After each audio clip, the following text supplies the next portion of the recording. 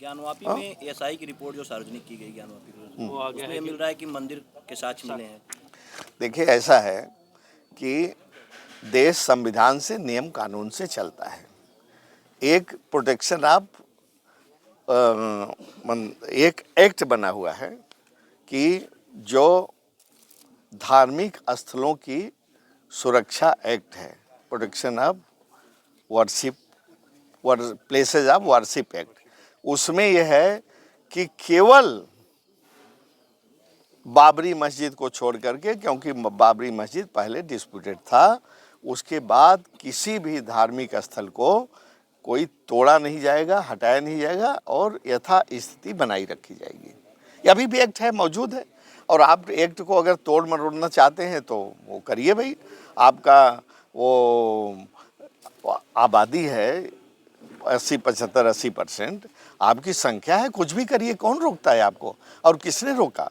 आप करिए। उस आबादी में अपने आप को आप मानते हैं कि नहीं? जो नहीं, 70-80 आबादी में मानते हैं, लेकिन हम गलत काम नहीं करते। हम मानते हैं आबादी में हैं।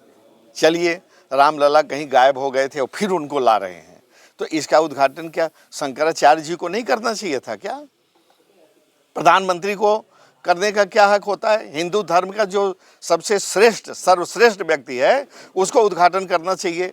क्या उसको उद्घाटन करने के लिए बुलाया गया क्या? मैं तो ये भी सवाल करता हूँ, और इसके आगे भी सवाल करता हूँ कि प्रेसिडेंट द्रौपदी मुर्मू को उन्होंने बना करके राष्ट्रपति, तमाम उसमें वोट के लिए वो दिखावा कर रहे हैं, क्या उनको बुलाया गया क्या? अगर प्रधानमंत्री से प्रेसिडेंट तो बड़ा है ना प्रोटोकॉल में, तो मेरा ये भी सवाल है कि प्रेसिडेंट से उद्घाटन करवाना चाहिए था।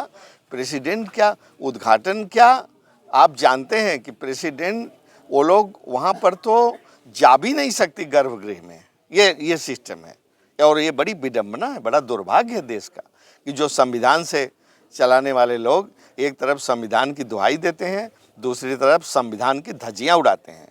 क्यों नहीं प्रेसिडेंट मुर्मू को वहां बुलाया? और पूछिए। निमंत्रण गया था।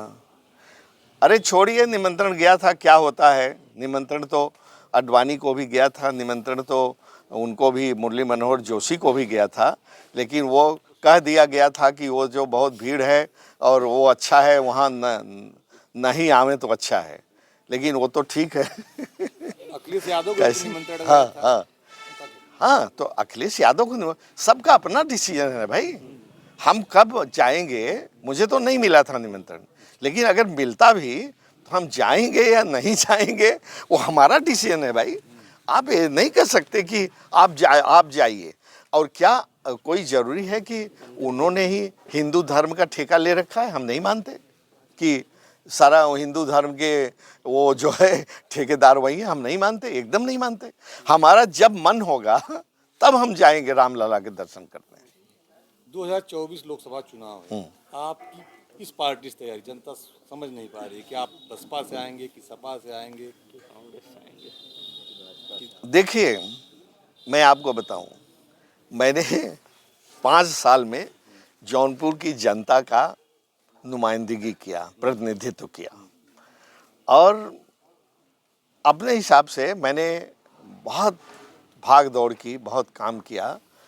सेशन के अलावा हमारा 14 सेशन हो गया। आप समझिए कि 14 सेशन, 1.5 महीने का भी सेशन होता है। ये तो बजट सेशन है, छोटा है, 10 दिन का, तो 14 डेढ़े 21 महीने तो मेरे सेशन में चले गए। 6 में पार्लियामेंट्री कमेटी की मीटिंग में, पार्लियामेंट्री कमेटी का मेंबर हूँ, उसके भी दौरे होते हैं। इतना ही केवल कह सकता हूँ कि जब भी सेशन ख़त्म हुआ, जब भी पार्लियामेंट कमेटी का दौरा ख़त्म हुआ, नेक्स्ट डे मैं जौनपुर आया हूँ, ठीक है ना।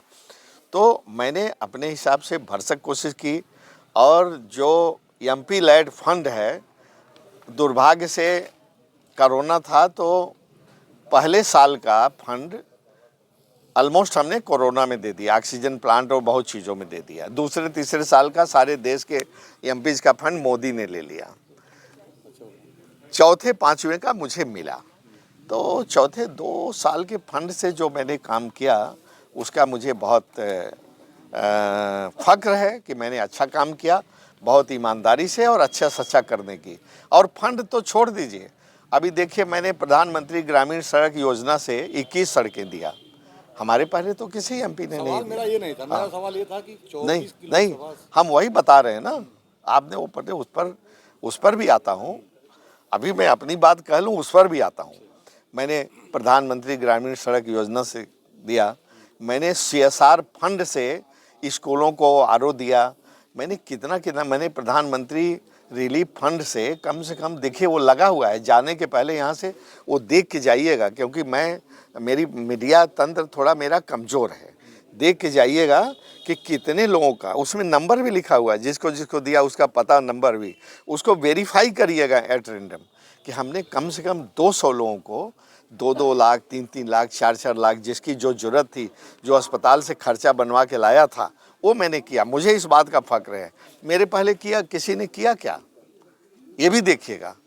तो ऐसे मैंने बहुत काम किया। स्कूलों को, मेरे पास पैसा नहीं था MP लैंड का, लेकिन जिन स्कूलों ने मुझे रूम के लिए पैसा दिया था, उसको CSR फंड से मैंने 100 से ज़्यादा RO स्कूलों को दे दिया। ऐसे बहुत काम तो मुझे याद ही नहीं रहते क्या क्या करता हूँ। रेलवे फ्लाई ओवर, ये मड़ियाहूँ वाला तेज़ कराया, इसका कराया, क्या बोलते हैं, मछली सर वाला काम शुरू हो गया। जाम की समस्या के लिए क्या किया आपने? अब शहर की जब फ्लाईओवर बनेंगे तो थोड़ा जाम जल्दी जाने वाला आने वाला द्रुत गति होगी, तेज गति होगी तो शहर के जाम कम होगा। कुछ तो किया मैंने उसके लिए। फ्लाईओवर बनेगा तो कुछ भीड़ कम होगी, कुछ तो होगी ना, यही सब करेंगे। और ओवरनाइट हम सांसद हो, DM हो, कमिश्नर हो, मुख्यमंत्री हो, क्या मुख्यमंत्री को नहीं दिख रहा है कि जाम है शहर में? जो आप हमसे नहीं है, देखिए, सब नहीं कह बता तो रहे हैं। जाम पर कहते हैं फ्लाईओवर बनवाने की कोशिश की तो ये